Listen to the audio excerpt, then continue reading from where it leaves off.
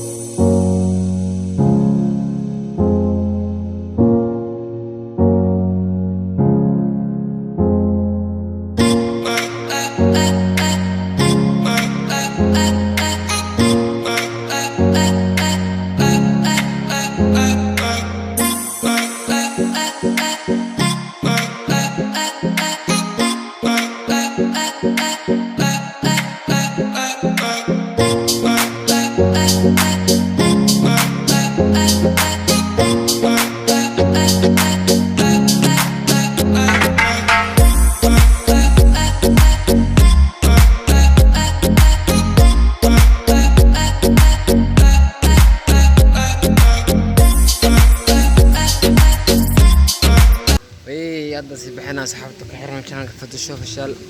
هذا سعنا انت halkan naga daawanaysan subscribe saara like share comment waxbaha kilaabin suul macal lugaha la geli macal lugaha la geli waan salaameena dhawaantiina